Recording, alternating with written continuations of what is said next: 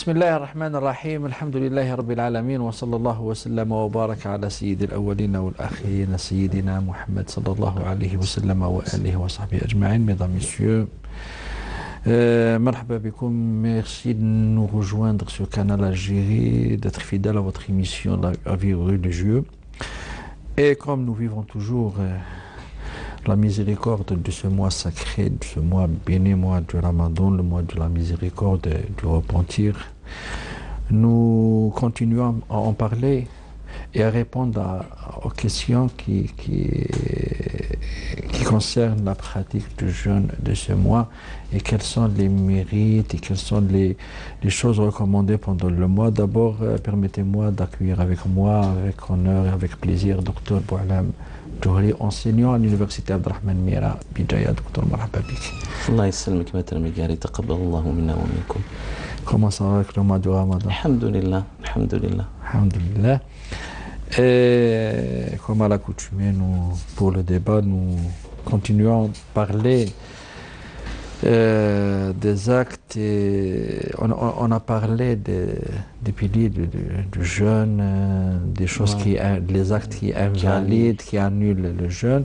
Aujourd'hui, nous vous proposez que nous parlions des choses recommandées, des actes, des œuvres recommandées qui ne sont pas obligatoires, mais qui sont facultatifs, mais surérogatoires, nawafil ou mustahabbat ou mandoubat, ramadan, sunan.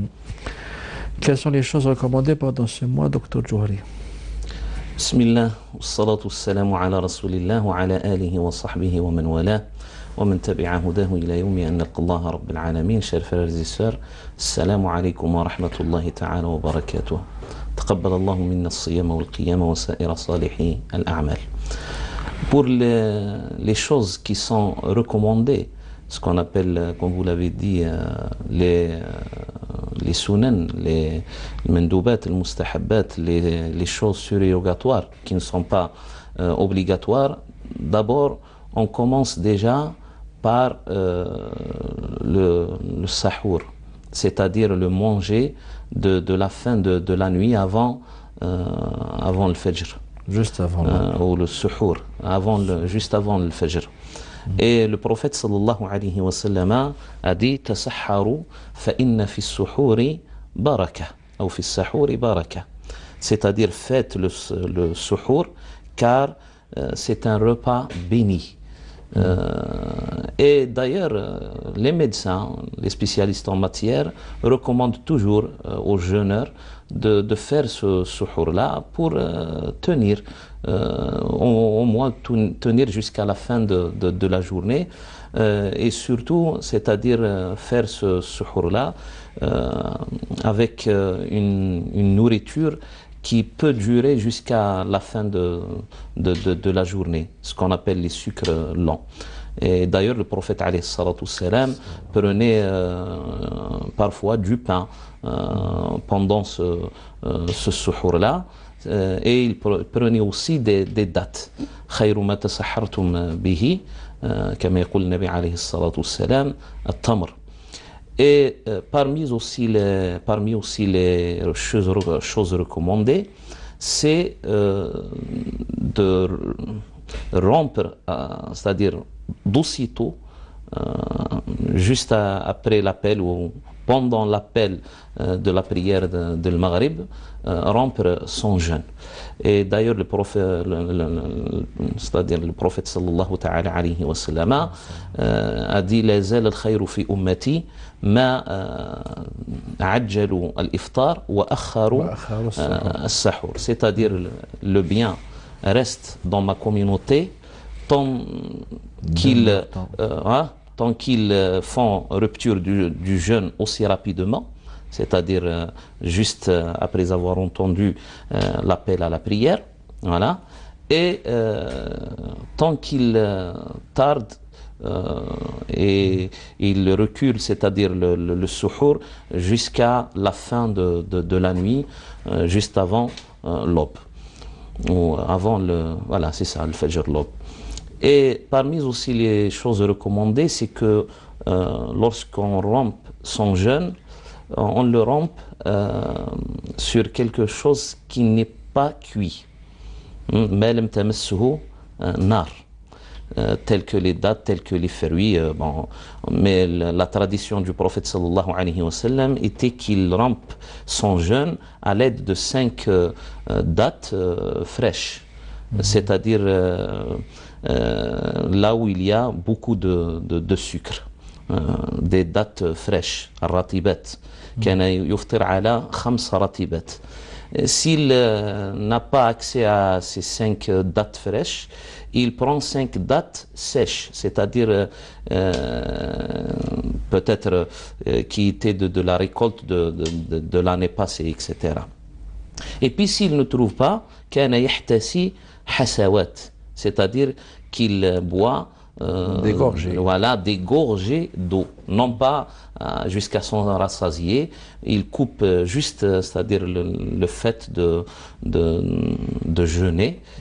Il rompt son jeûne, mais il fait attention, bien sûr, à ne pas tomber malade, parce que les experts aujourd'hui nous disent que rompre, c'est-à-dire son jeûne avec quelque chose de très frais, de peut-être beaucoup d'eau, des jus, etc., peut nuire à la santé. Alors la tradition du prophète sallallahu alayhi wa sallam, c'est de rompre son jeûne à l'aide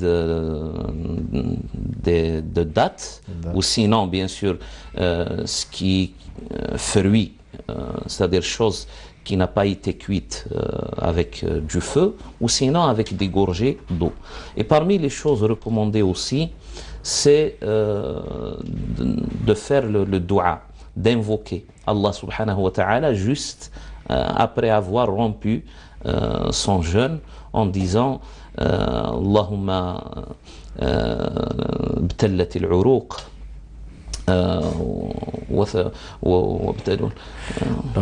ذهب الظمأ اللهم ذهب الظمأ اللهم لك صمت وعليك بارك الله فيك اللهم تفضل نعم اللهم لك صمت وعلى رزقك أفطرت ذهب الظمأ وابتلت العروق وثبت الأجر إن شاء الله رب العالمين.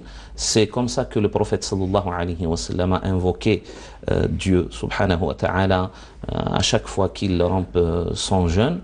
Et bien sûr, toujours essayer de ne pas s'abstenir que sur ce dua, cette invocation-là, parce que le prophète sallallahu alayhi wa sallam a dit le jeûneur a une invocation qui sera exaucée, elle ne sera jamais rejetée par Allah subhanahu wa ta'ala le moment de sa rupture. Inna lis-sa'imi 'inda fitrihi da'watun la turad, c'est-à-dire elle sera acceptée, exaucée par Allah subhanahu wa ta'ala. Redoubler d'efforts pour faire des invocations, des du'as juste après avoir fait c'est-à-dire la rupture du jeûne le soir. Et aussi bien sûr toute la journée et même toute la nuit est un, c'est-à-dire un moment d'acceptation des invocations de la part d'Allah subhanahu wa ta'ala, parce que déjà dans la tradition du prophète alayhi salatu wassalam, il y a ceux qui sont favoris, c'est-à-dire si vous voulez, Allah azza wa jalla leur a donné une faveur pour que leurs invocations seront acceptées. Parmi eux, on va dire les parents, quand ils invoquent pour leurs enfants, voilà. Il y a le malade, le marid, il y a le voyageur, il y a celui qui est dans, c'est-à-dire la nécessité, man yujibul mudtarra idha da'a, et en dernier lieu, celui qui est en moment de jeûne, as-sa'im, hatta yuftir, c'est-à-dire de l'aube jusqu'au coucher du soleil. Déjà, vous avez cette faveur-là d'être accepté par Allah subhanahu wa ta'ala dans vos invocations. Et puis, ça ne s'interrompt pas. Déjà, direct après, pendant la rupture du jeûne, vous avez cette invocation. Après aussi, et puis pendant la nuit aussi. D'ailleurs, il y a un hadith, un propos du prophète sallallahu alayhi wa sallam, où il dit chaque nuit du mois de Ramadan, il y a voilà, auprès d'Allah subhanahu wa ta'ala, c'est-à-dire quelques anges hein, qui disent هل من مستغفر فأغفر له هل من تائب فأتوب عليه من ذا الذي يدعو c'est-à-dire Allah subhanahu wa ta'ala appelle les gens même pendant la nuit, toutes les nuits du mois de Ramadan, à redoubler d'efforts c'est-à-dire le sujet du repentir, dans les invocations, car c'est un moment aussi où les invocations seront acceptées et exaucées. Et en dernier lieu, bien sûr, on en a parlé déjà, on a parlé pendant l'émission précédente concernant les tarawih. Les tarawih, c'est une tradition du prophète sallallahu alayhi wa sallam qui a élargi les califes guidés, qui ont élargi les califes guidés, et d'ailleurs précisément Sayyidina Omar ibn al-Khattab radiyallahu anhu wa arda, le prophète alayhi salatu wassalam a fait c'est-à-dire la prière nocturne, qiyam al-layl, une nuit pendant Ramadan. Le deuxième jour, les sahaba, les compagnons du prophète sallallahu alayhi wa sallam, se sont rassemblés dans la mosquée et il a fait cette prière-là en guidant cette prière bien sûr comme imam. Le troisième jour, les compagnons du prophète alayhi salatu wassalam se sont rassemblés aussi dans la mosquée du prophète alayhi salatu wassalam, et puis le prophète s'est abstenu de sortir pour guider cette prière de tarawih. Le lendemain, ils l'ont interrogé, pourquoi au prophète vous n'avez pas, c'est-à-dire vous n'étiez pas venu pour guider cette prière-là, et il leur a expliqué que c'est par crainte que cette prière-là sera obligatoire. Et vous ne pourriez pas l'apprendre. Voilà, ne pas pouvoir, c'est-à-dire répondre à cette obligation-là. Alors, Sayyidina Omar ibn Khattab a rassemblé les musulmans pendant le mois de Ramadan et il a ordonné à Ka'b ibn Malik ou Ubay ibn Ka'b, si je me souviens, de guider la prière des tarawih. Quelques compagnons du prophète alayhi salatu wassalam lui ont dit: pourquoi as-tu fait quelque chose que le prophète alayhi salatu wassalam n'a pas fait en son vivant? Et Omar ibn Khattab leur a répondu: ça y est, la révélation maintenant est terminée, il n'y a plus de révélation parce que le prophète alayhi salatu wassalam, c'est-à-dire est mort, et on n'a plus la crainte que cette prière-là sera une obligation pour la nation du prophète alayhi salatu wassalam. Elle restera une tradition, c'est-à-dire sunnah, elle restera une prière surérogatoire, mais qui a de la considération parce que la prière nocturne, les tarawih, ce qu'on appelle les tarawih au mois de Ramadan, c'est-à-dire pour Inch'Allah nous amener la miséricorde et le pardon d'Allah subhanahu wa ta'ala. Man qama Ramadan imanan wa ihtisaban ghufira lahu ma taqaddama min dhanbih. Justement, toute petite précision concernant la tradition de notre prophète sallallahu alayhi wa sallam de rompre le jeûne avec des dates, c'est-à-dire ce que les spécialistes ont dit en la matière, les bienfaits du fait de rompre le jeûne avec des dates, mis à part l'énergie assurée par les sucres. C'est-à-dire les sucres rapides qui vont directement se transformer en glucose. Le plus important, c'est que ces dates stimulent les glandes qui ont pour rôle la sécrétion des sucres digestifs. Et tout ça rend l'estomac prêt à digérer après cette pause pendant toute cette journée. Allah barak, alhamdulillah, alhamdulillah. Si on veut parler aussi d'une chose qui est liée à ces choses recommandées aussi, on va parler de ce qu'on appelle l'i'tikaf. L'i'tikaf, s'il y a bien sûr accès, c'est pendant les 10 derniers jours du mois de Ramadan, parce que le prophète alayhi salatu wassalam faisait ça chaque Ramadan, c'est-à-dire qu'il restait au sein de sa mosquée sans y ressortir, sauf qu'il y ait peut-être une grande nécessité, et c'est-à-dire il ne faisait que redoubler d'efforts concernant l'ibada, concernant le culte, etc., ce qu'on appelle l'i'tikaf. Et aussi pour celui qui a la capacité de faire ça, c'est de ne pas dormir pendant les 10 derniers jours, les dernières nuits, si vous voulez. إحياء الليالي العشر Nous sommes à الأواخر. quelques jours إن شاء الله.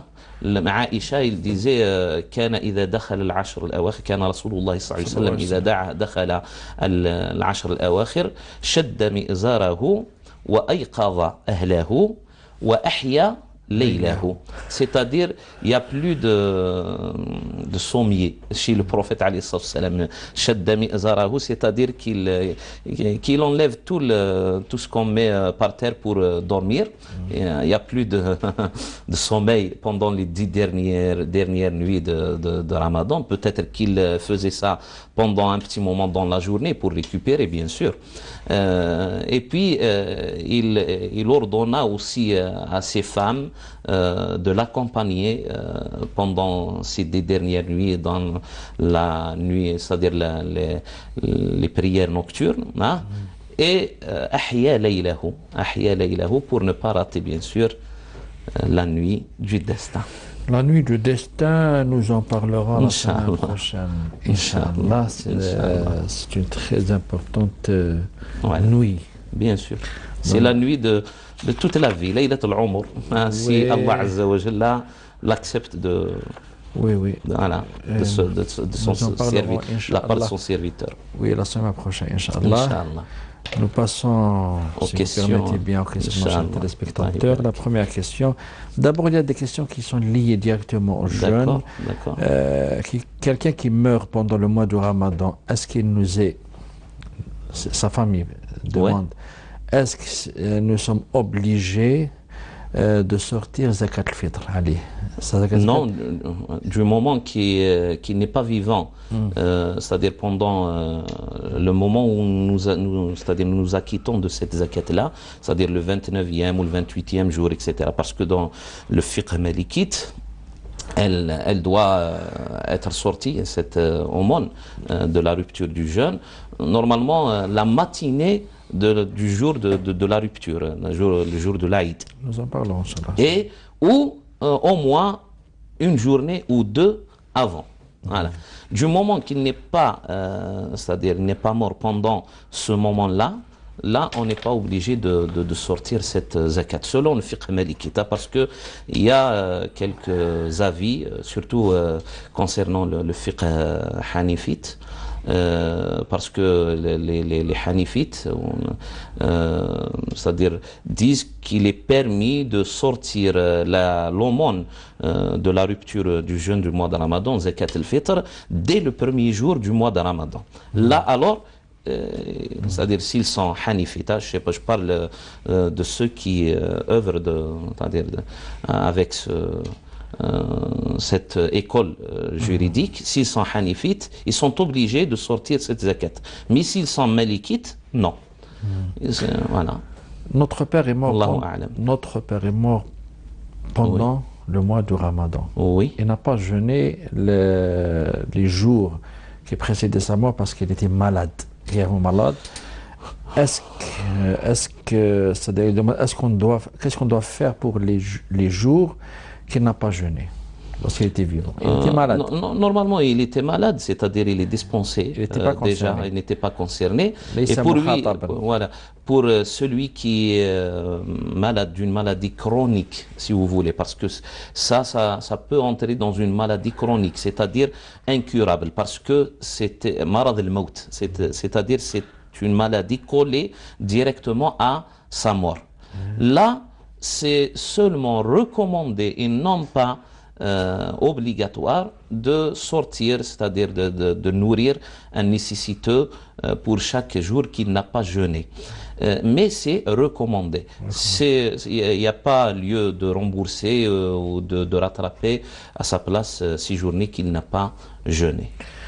Quelqu'un qui n'a pas jeûné le mois de Ramadan parce qu'il était malade, il était dispensé. Oui. Mais après 5 mois de Ramadan, il n'était plus malade, mais il a trouvé la mort. D'accord. Sans rembourser, et n'a pas encore remboursé le Ramadan qu'il n'a pas jeûné lorsqu'il était malade. Là, on a deux cas. Est-ce qu'il était mort en étant toujours malade. C'est-à-dire il y avait une continuité de maladie, c'est-à-dire il n'a pas eu la capacité pendant ces mois-là d'avoir la santé appropriée, etc., pour rattraper ses journées. Il est toujours dispensé. Voilà, il est toujours dispensé. C'est la même chose que la réponse précédente, c'est-à-dire il est recommandable.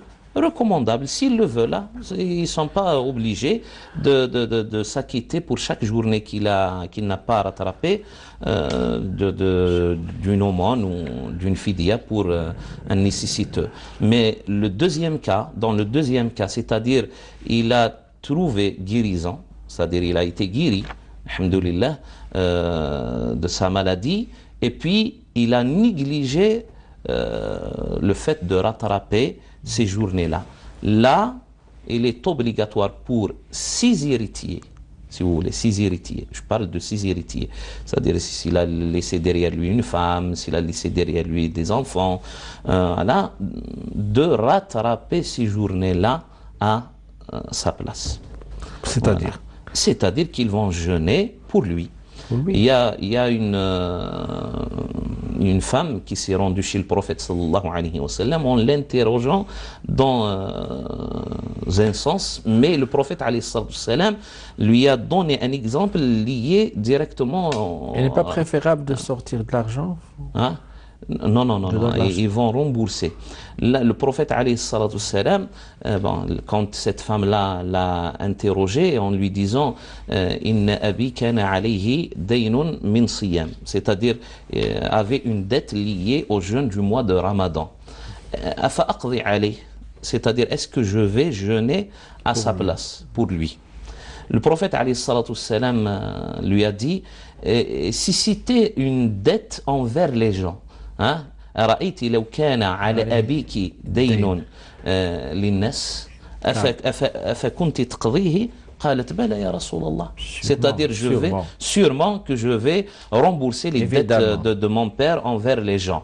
Le prophète alayhi salam a répliqué فدين الله أحق أن يقضى, c'est-à-dire la dette d'Allah subhanahu wa ta'ala et demander bien sûr par analogie قياس أولى الأولى بارك الله فيك أحق أن يقضى. Salam alaikum. Tout d'abord, merci du fond du cœur de nous guider sur le droit chemin grâce à vos enseignements. J'étais marié avec mon cousin il y a presque 40 ans. Bon, il dresse un profil, il n'était pas correct par ses comportements. Bon. J'ai divorcé de lui après avoir eu une fille avec lui. Juste quelques mois après mon divorce, j'ai rencontré un très bon musulman. Elle s'est remariée. On a géré sans l'autorisation du père de l'enfant. Sans l'autorisation du père, l'enfant ne peut pas quitter le territoire français. D'accord. Son père refusait de signer l'autorisation. Oui. J'ai été condamné à ne pas entrer en Algérie pour voir mes parents. Mon mari a pris la décision de demander l'adoption simple. Selon la loi française, c'est-à-dire l'adoption simple, c'est-à-dire juste, il a ajouté son nom pour qu'elle puisse voyager avec moi. C'est-à-dire qu'elle s'appelait tel prénom avec le nom de son père, bien sûr. Et puis, en troisième lieu, le nom de son beau-père. Elle dit, je précise l'adoption simple et non la plénière. Ouais, c'est-à-dire, c'est pas la totalité. Quand ma fille a atteint l'âge de 20 ans, mon mari lui a demandé de retirer le nom du père adoptif puisqu'elle n'a plus besoin. Elle est majeure. Oui. Ma fille refuse catégoriquement depuis maintenant 15 ans que mon mari le lui demande, mais elle refuse de retirer le nom de son père adoptif. D'accord. Mon mari est perdu, il a peur de la punition de Dieu. Il ne sait plus quoi faire. Sans l'autorisation de ma fille, le juge ne pourra rien faire. C'est elle qui doit accepter la requête de son père, c'est-à-dire de garder que le nom de son père légitime, c'est-à-dire biologique. Merci par avance. De rien, ma soeur. Alors, la règle dit que l'adoption en islam est illicite, c'est-à-dire elle est interdite par les textes du Coran. ادعوهم لآبائهم هو أقسط عند الله فإن لم تعلموا آباءهم فإخوانكم في الدين ومواليكم. Là, c'est pas une adoption totale. C'est-à-dire, la loi reconnaît qu'elle n'est pas la fille légitime de cet homme-là. Déjà, c'est clair. Ça peut, en quelque sorte, alléger les soucis de notre frère là qui s'inquiète. C'est pas une adoption totale, mais quand même, c'est-à-dire, il est dans la confusion. Si cette fille-là, c'est-à-dire la concernée par cette adoption-là, est en écoute, Inch'Allah, qu'elle va accepter, c'est-à-dire la requête de celui qui l'a bien aimé, bien chéri toute sa vie jusqu'à aujourd'hui. Et d'ailleurs, elle n'en a plus besoin. D'ailleurs, elle n'en a plus besoin et il faut le soulager. Il faut le soulager parce que il craint Allah subhanahu wa ta'ala d'avoir peut-être commis une faute, transgressé les lois d'Allah azza wa jalla.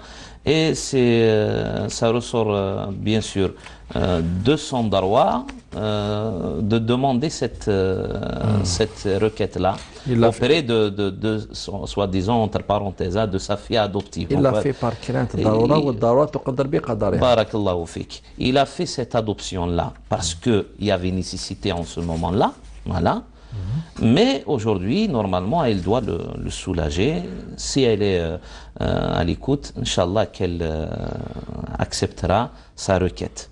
Mais sinon, si elle n'accepte pas, du moment qu'il a manifesté, c'est-à-dire son envie de cesser cette adoption, même qu'elle n'est pas une adoption pleine, totale, etc., là, il a dégagé toute responsabilité, Inch'Allah, par son intention déjà entre lui et Allah Azza wa Jalla. C'est-à-dire qu'il n'a pas à se faire des soucis. Il n'a pas à se faire normalement des soucis, puisque cette femme-là, cette fille-là, c'est-à-dire refuse sa demande, sa requête. C'est-à-dire il a dégagé, Inch'Allah, sa responsabilité. Même si elle refuse. Il n'en est plus responsable. Inch'Allah. Salam alaikum, je suis parce que Allah subhanahu wa ta'ala toujours dans ce qui est interdit, ce qui est illicite, il dit فَمَنُ اضْطُرَّ غَيْرَ بَاغٍ وَلَا عَادٍ فَلَا إِثْمَ عَلَيْهِ. Celui qui est dans la nécessité, il ne peut rien faire, si vous voulez, sans qu'il transgresse un droit d'autrui, etc. Et puis il n'a pas l'accès à éviter cela, il n'est pas dans le péché. C'est plus fort que lui. Salam alaikum, je suis enceinte de 7 semaines. 7. Oui. Je viens de le découvrir par hasard. Et comme ce n'était pas prévu, j'aimerais avorter. C'était pas prévu, c'est-à-dire là aussi il y a des... Elle dit, je termine s'il vous plaît. Oui, c'est haram ou halal vu que je ne veux pas d'enfant. C'est le motif. J'ai déjà un enfant de 1 an. Je ne veux pas d'enfant. En avortant, j'ai peur que Dieu se mette en colère, entre parenthèses, cette expression, contre moi. Aidez-moi dans mes choix, barakallahu fikoum, pour vos réponses. Allah barak fik. Je mets sans motif valable. Voilà, c'est ça. Déjà, quand elle dit, avec cette citation-là, je ne veux pas d'enfant, c'est pas une raison valable d'avorter en islam. On a parlé, et on ne cessera jamais de parler ainsi, c'est que, c'est-à-dire l'avortement est permis dans un seul cas, là où il y a danger qui guette la femme, c'est-à-dire celle sa qui est en voilà sa vie, bien sûr, sa santé ou sa santé qui peut nuire peut-être qu'elle attrape une grave maladie, etc., voilà, qui peut même mener à sa mort. Voilà. Et dans tous les autres cas, sauf qu'il y ait peut-être quelques avis qui sont négligeables dans ce domaine-là, à 99%, c'est interdit d'avorter sans qu'il y ait ce motif-là, c'est-à-dire le motif d'atteinte à sa santé. Alors, chères sœurs, accepte le don d'Allah, subhanahu wa ta'ala, parce que les enfants sont un don de la part de notre Créateur. Lillahi mulku samawati wal ard. Yahabu al-hiba, c'est un don, c'est un cadeau Allah Azza wa Jalla a choisi ce mot-là pour en parler, c'est-à-dire le fait de nous offrir. Il faut être heureux. Il faut être heureux, voilà. Lillahi mulku samawati wal ard yahabu liman yasha'u inathan wa yahabu liman yasha'u dhukur aw yuzawwijuhum dhukranan wa inathan wa yaj'alu man yasha'u aqima, pour une raison qu'il sait lui, subhanahu wa ta'ala. S'il vous plaît, une question concernant le mois sacré. Inch'Allah, Ya Rabbi, donc je suis enceinte de presque 8 mois. D'accord. Et bi'idnillah, mon accouchement est prévu pour le 22... c'est-à-dire, voilà, oui. Bi'idnillah, mon accouchement est prévu pour le 22 juillet. Là aussi, ça relève de l'mashi'a Allah. Si Allah le veut, donc, voilà, très bien. Dois-je jeûner ou pas, vu qu'en France on mange tard? Si c'est pas dangereux pour mon bébé, et sinon, Inch'Allah, est-ce qu'il faudra les rattraper ou bien sadaqa ou les deux? Barakallahu fik.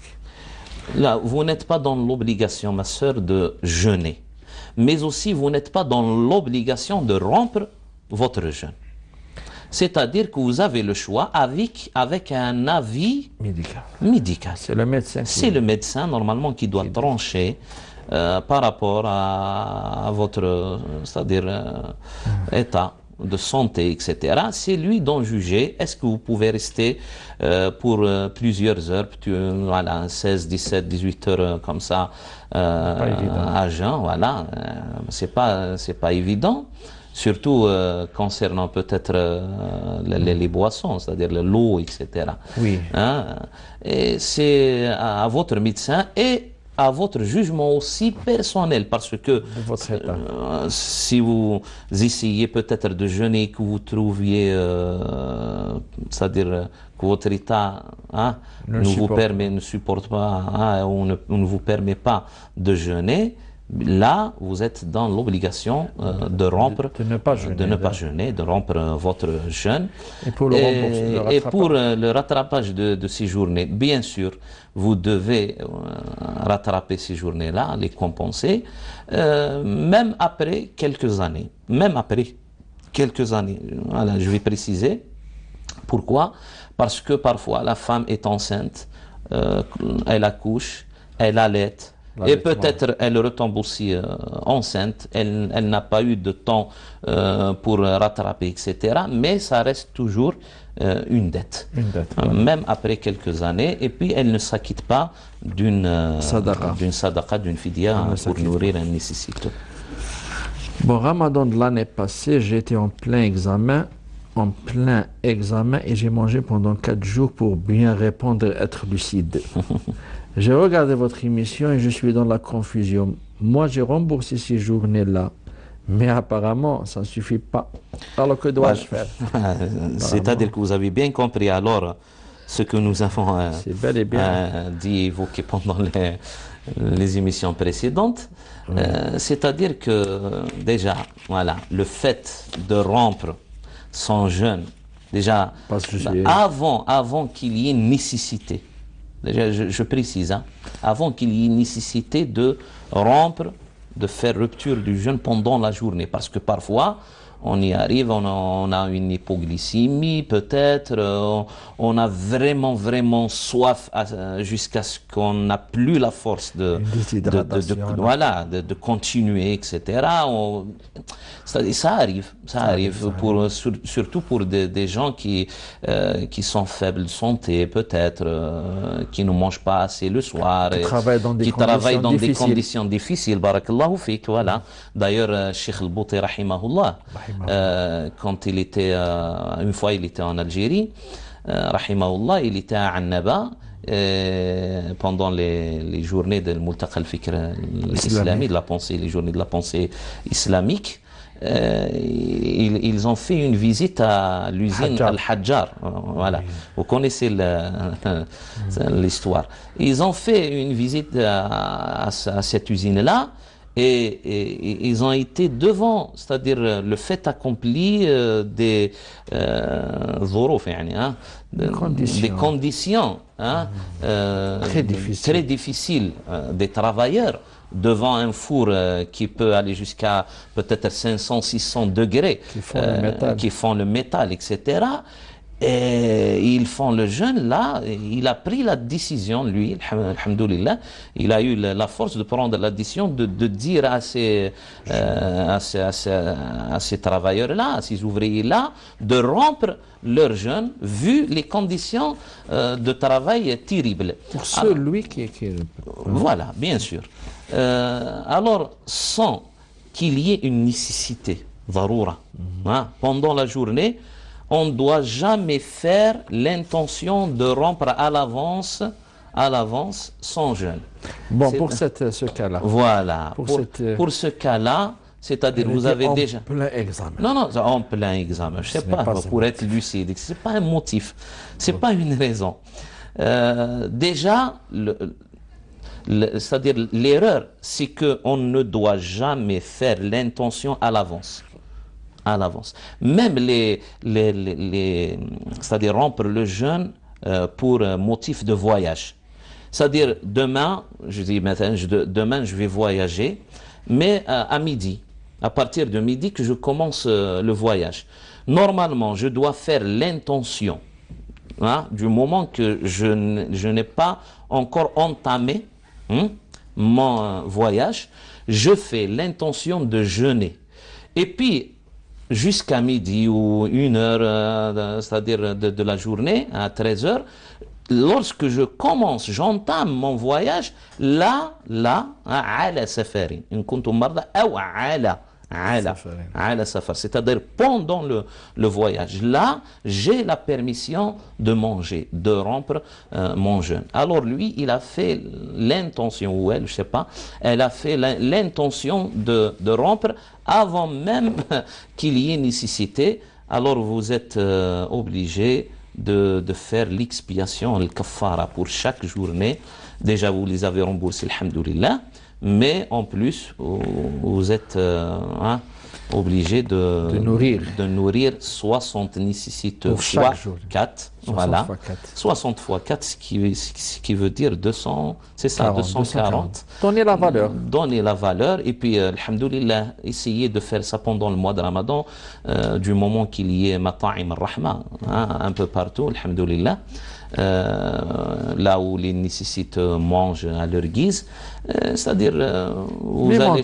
même en tranche, En tranche, c'est... Non, c'est pour faciliter. Pour faciliter, bon, c'est une vieille femme qui reçoit une mensualité après avoir perdu son mari qui travaillait en France. Oui. Et puis elle demande est-ce que c'est considéré comme un héritage qui doit toujours se partager comme la Frida, ou ce n'est pas un héritage et elle en fait ce qu'elle veut. Ce n'est pas un héritage, bien sûr. Là, Maître Migari, on doit s'y référer à la loi elle-même, c'est-à-dire avec laquelle est géré ce domaine. Oui. Cette mensualité, elle a été attribuée, destinée à elle. À sa qualité de veuve. En sa qualité de veuve. Barakallahu fik. Pourquoi? Parce que, et si elle meurt avant la mort du Non, même maintenant. Si elle meurt, ça va s'arrêter. Elle ne reçoit plus cette mensualité. C'est-à-dire ses enfants, ils ne vont plus recevoir cette mensualité.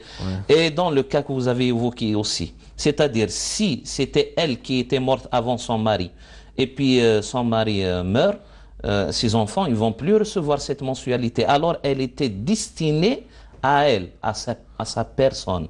C'est de son plein droit, comme veuve. Elle n'est pas considérée comme étant c'est-à-dire un héritage. Elle ne doit pas être partagée par la Frida. Mais si... Elle ne fait pas partie d'un milk... Non. Ou milk le défunt. Non. Ce n'est plus, c'est-à-dire en qualité de la possession de son mari. Lorsqu'il meurt, il n'a rien à sa possession. Voilà, très bien. Alors, mais si elle veut, bien sûr, donner à ses enfants, etc. Et ça sera considéré comme étant une sadaqa. Très bien. Voilà. Bon, mon père a acquis une certaine richesse, grande maison, 3 voitures, 2 commerces et même quelques morceaux de terre. Bon, morceaux de terre, c'est parcelle. Le problème, c'est qu'il ne fait pas de justice entre ses enfants. Il y a même un de ses enfants qui l'a privé de tout et qui vit avec sa femme en loyer. Comment le persuader et le convaincre qu'il est dans l'égarement et l'erreur? Ouais. Il suit votre émission tous les dimanches. Marhaba. Bon, déjà, c'est-à-dire le prophète sallallahu ta'ala alayhi wa sallam nous a demandé, en étant parents, de faire l'équité, si vous voulez, la justice, concernant surtout le don des biens. Oui. Entre nos enfants, c'est-à-dire l'équité entre nos enfants. D'abord, si vous permettez bien, Amen. il n'est pas obligé de donner. Barakallahu fik. Mais s'il donne, Tant qu'il est en vie. voilà, Mais s'il il donne, peut laisser tout pour qu'il soit hérité après sa mort. il n'est pas, personne ne lui oblige de donner. Voilà, personne ne l'oblige. Mais lorsqu'il donne à ses enfants, qu'il soit... Barakallahu fik. Qu'il fait une certaine justice, je ne dis pas une égalité. Voilà, parce que c'est à lui aussi de juger le besoin de chacun de ses enfants par rapport à l'autre. C'est-à-dire que parfois il y a un de ses enfants qui reçoit peut-être une petite mensualité, parfois il y a un handicap et parfois il y a quelqu'un qui fait des études, l'autre qui a déjà, je sais pas moi, travaillé, il a peut-être bâti une maison, etc. et l'autre est plus dans le besoin que son grand frère. C'est à lui de juger, mais d'essayer toujours de trouver un certain équilibre dans ce partage qu'il fait.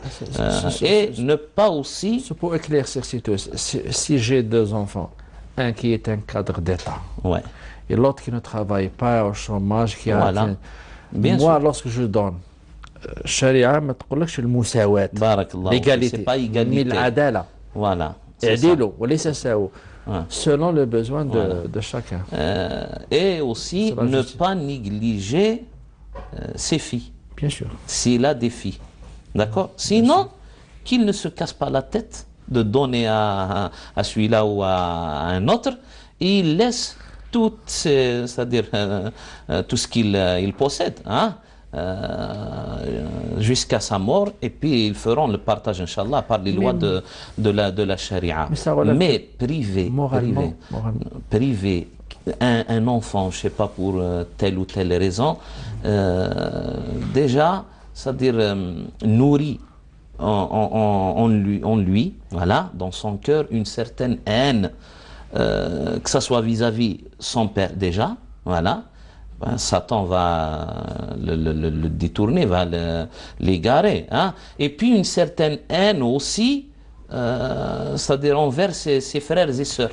D'ailleurs, le prophète sallallahu alayhi wa sallam, quand il y a Abu Nu'man al-Bashir, hein, le père de Nu'man ibn Bashir, qui est venu chez le prophète alayhi salatu wassalam pour le prendre en témoin, car il a voulu donner, c'est-à-dire faire une donation d'une parcelle de terrain, ce témoignage du prophète alayhi salatu wassalam. Le prophète l'a interrogé en lui disant: est-ce que tu as d'autres enfants que Nu'man? Il lui a répondu oui, bien sûr. Il lui a dit: tu lui as donné, c'est-à-dire l'équivalent de cette parcelle-là, ou tu vas leur donner au futur. Hein? Il lui a dit non. Le prophète alayhi sallam lui a dit pourquoi? Parce que c'est le préféré de moi et de sa mère. Voilà, on a voulu lui faire une petite faveur. Voilà. Et le prophète alayhi sallam a rougi de colère. Hein? Et il lui a dit: sors, et je ne vais jamais témoigner ou dans quelque chose qui ressorte de l'illicite ou de ce qui est contre la justice. اذهب واخرج واشهد عليه غيري فاني لا اشهد على جور. Mais puisque monsieur, qu'on le respecte, Voilà. qui suit cette émission, même s'il n'est pas obligé. Voilà. Mais de morale. Lorsque je suis père et j'ai tous ces biens, et laisser mon fils dans la misère, et je connais le besoin, bien la voilà. misère du loyer, Voilà. dans la misère du loyer, c'est un peu... C'est-à-dire, déjà c'est inhumain, Voilà. parce qu'on a une certaine, si vous voulez, affection Oui. instinctive. Normalement, Fitra, voilà, la instinctive nature. envers nos enfants. Normalement, on ne doit jamais les laisser dans le besoin. Et puis le prophète, alayhi salam, je vais continuer, c'est-à-dire ce propos-là, rapporté par le Bukhari, rapporté par l'imam Muslim aussi. Le prophète, alayhi salam, s'est rendu directement après avoir eu cette conversation avec Abu Nu'man al-Bashir. Il s'est rendu à la mosquée, il a rassemblé les gens et il a prêché.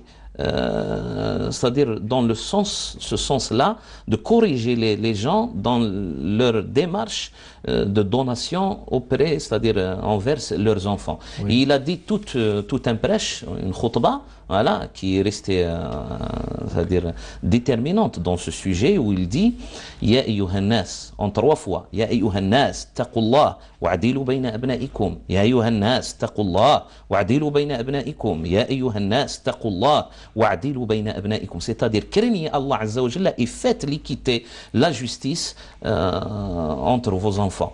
Et puis il dit, je vais continuer, il dit سووا بين أبنائكم في العطية كما تحبون أن يسووا بينكم في البر ولو كنت مفضلا أحدا على أحد لفضلت النساء. C'est-à-dire, faites cette équité-là dans la donation entre vos enfants, et si c'était pour moi de préférer quelqu'un à un autre, je vais rajouter, c'est-à-dire dans mes donations aux filles. Pourquoi elles sont vulnérables, si vous voulez. La fille, elle est vulnérable, elle doit toujours avoir une certaine protection sociale. Généralement, mais pas toujours, généralement. Généralement, c'est ça. Et il a dit, faites cette équité-là entre vos enfants, hein, de la même sorte que vous souhaitiez que tous vos enfants vous seront, c'est-à-dire vous feront la bienfaisance, l'ihsan, le birr, etc. C'est clair, docteur. Je me suis marié avec un homme âgé qui avait des enfants. Ouais. Et j'ai fait de mon mieux pour eux. J'ai eu avec lui un garçon et une fille. L'aîné de mon défunt, qui n'est pas son nom. Ouais. L'aîné de mon défunt mari a décidé de rompre les lieux. Mon défunt, L'aîné de mon défunt mari a décidé de rompre les lieux familiaux. Les liens familiaux. Ouais. Les liens familiaux. Donc, c'est une erreur de frappe. Faute de frappe. Les liens familiaux avec moi et mes enfants. Ouais. Est-ce que j'ai quelque chose à me reprocher si je lui rends l'appareil?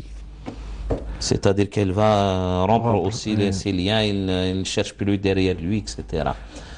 Non.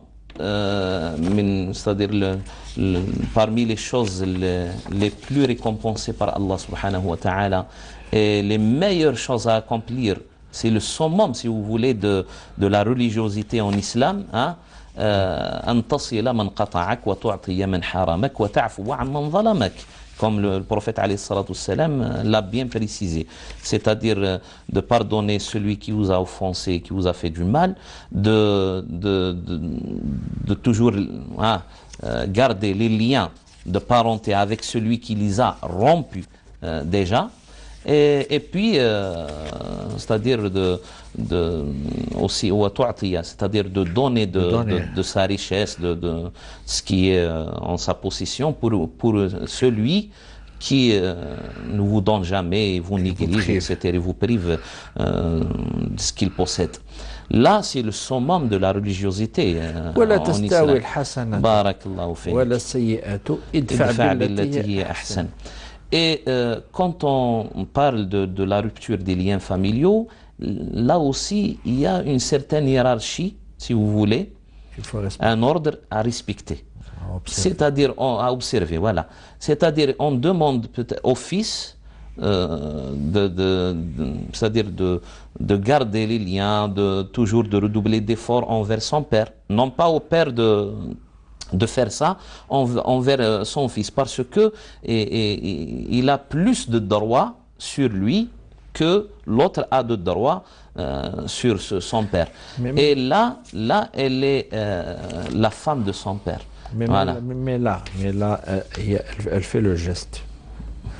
Elle fait l'effort, le pas. Voilà, très bien. Mais s'il persiste, S'il persiste, une fois, deux fois, trois fois, c'est-à-dire jusqu'au moment où elle n'a rien à se reprocher, mais qu'elle n'est pas... que ce soit, devant qui que ce soit. Voilà. C'est-à-dire elle fait le pas première, mais c'est-à-dire elle n'a pas à le faire toujours. Voilà, bien sûr, d'accord. Mais quand même, c'est à elle d'en juger. Est-ce qu'à la troisième fois, à la quatrième, à la cinquième, etc.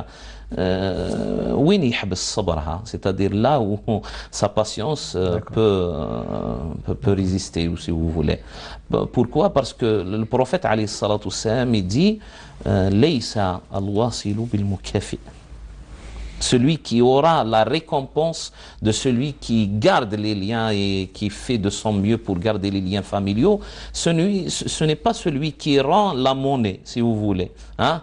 C'est-à-dire, s'il vient chez moi, je vais chez lui. S'il ne vient pas chez moi, il ne cherche pas après moi, etc., moi aussi, de ma part, je vais rompre les liens. Non, c'est pas ça, celui qui aura, c'est pas celui-là qui aura cette récompense-là. Laysa al-wasilu bil-mukafi, walakin al-wasil man idha quti'at rahimuhu wasalaha. Voilà. C'est là où la patience rentre. وما يلقاها إلا ذو حظ عظيم وما يلقاها الذين صبروا وما يلقاها إلا ذو حظ عظيم. إن شاء الله تكون من هذه العامين. يا رب إن شاء الله. Eh bien, docteur Djouri, nous arrivons au terme de cette émission. الله يبارك. Merci de vos éclaircissements, vos réponses. الله يسلمك وصحفتورك. وصحفتورك إن شاء الله. الله يمين. Mesdames, Messieurs, merci de votre attention. Nous nous rencontrons, Inch'Allah, la semaine prochaine. D'ici là, أستودعكم الله الذي لا تضيع ودائعه. السلام عليكم ورحمة الله وبركاته.